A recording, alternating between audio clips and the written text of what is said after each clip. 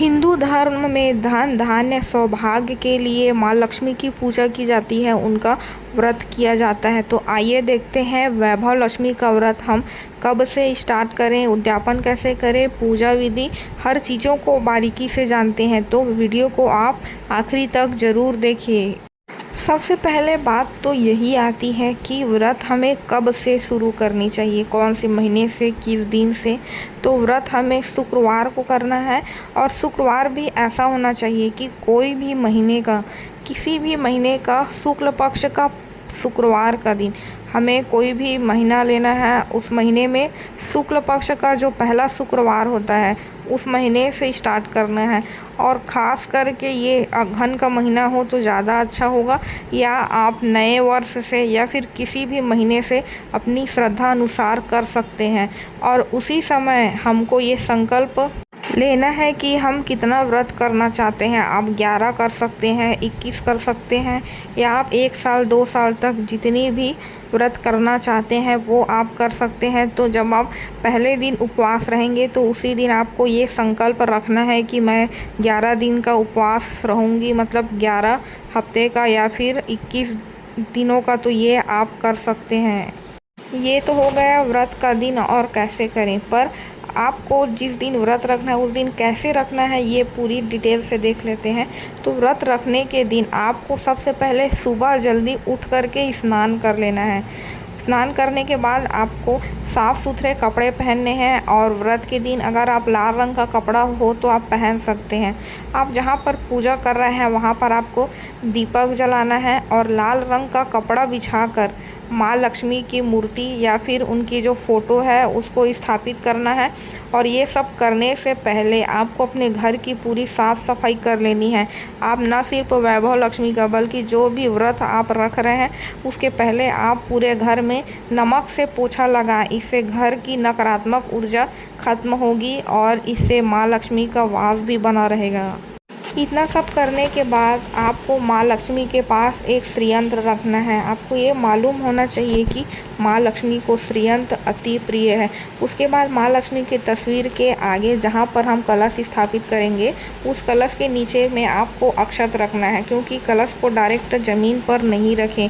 कलश के अंदर आप पानी डालें, उसमें एक सुपारी रखें, सिक्का और थोड़ा सा पीला चावल डालें, और अक्षत के ऊपर में आपको आम का पत्ता रखना है। आप 5 या 7 आम का पत्ता रख सकते हैं, जैसे जितना आप रखना चाहते हैं।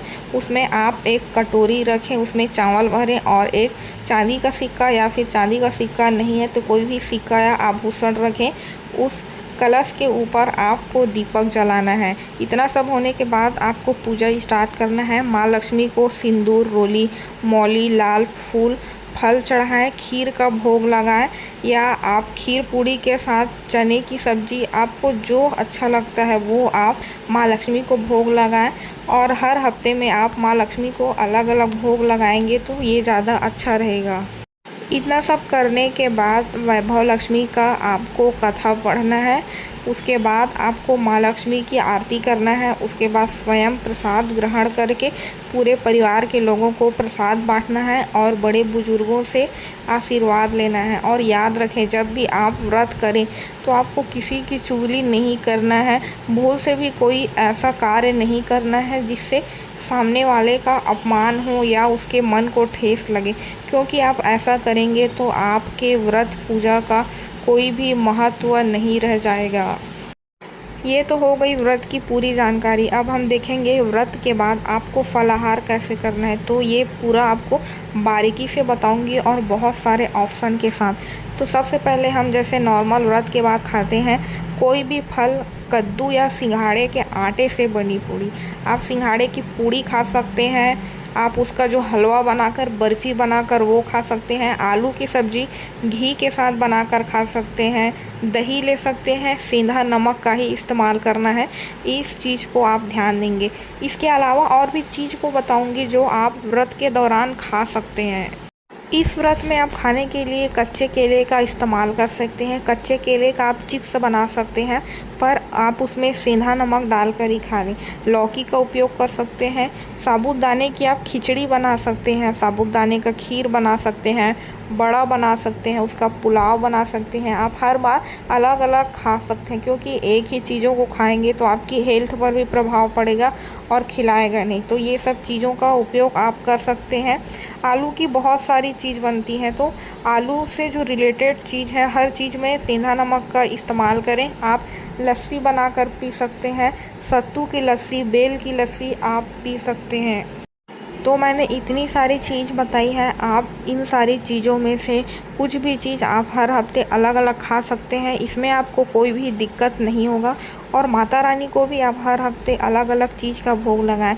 माता रानी को आप दूध और छाछ से बनी चीज़ों का भोग लगाएं।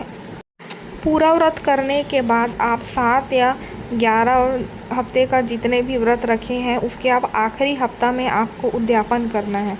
आपको उद्यापन कैसे करना है, जैसे आप हर हफ्ते की तरह पूजा करते हैं वैसे ही अंतिम उद्यापन वाले दिन में भी पूजा करें। अगर आप कुंवारी हैं तो कुंवारी लोगों को आप 7 से 11 कन्याओं को बुलाएं, और अगर आप सुहागन हैं तो सुहागन महिलाओं को 7 या 9 सुहागन या फिर कन्याओं को बुलाएं और उन्हें आपको खीर और पूड़ी खिलाना है। इसके साथ ही आप आलू की सब्ज़ी भी बना सकते हैं, उनको देने के लिए फल रख सकते हैं। और इसके सिवा अगर आप अन्य चीज़ों भी अपनी शक्ति के अनुसार रखना चाहें तो रख सकते हैं। उन्हें वैभव लक्ष्मी की पुस्तक शगुन के रूप में श्रृंगार का सामान देना है। अगर आप कन्याओं को बुलाते हैं तो उनसे रिलेटेड जितने भी मेकअप का सामान या फिर आप कॉपी पेन भी दे सकते हैं।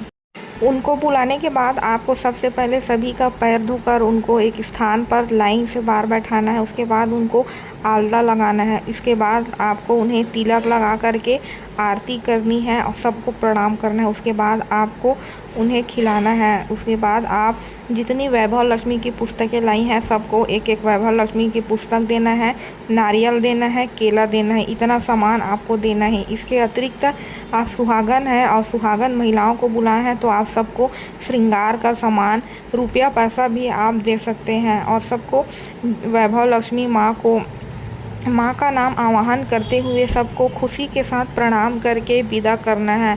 उसके बाद रात के समय आपको खुद फलाहार करना है और इस तरीके का आपका वैभव लक्ष्मी व्रत संपूर्ण होता है।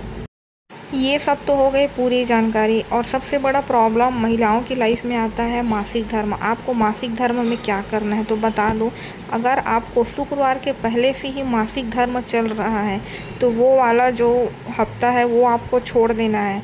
और अगर शुक्रवार के दिन ही आपको मासिक धर्म हो जाता है तो व्रत को आपको बिल्कुल भी नहीं छोड़ना है। आपको व्रत पूरे शुद्धता और स्वच्छता के साथ करवाना है। बल्कि आप जो कथा पढ़ेंगे, आप जो बैठकर पूजा करेंगे वो आपको अपने घर के किसी और व्यक्ति से करा लेनी है और व्रत आपको पूरा करना है।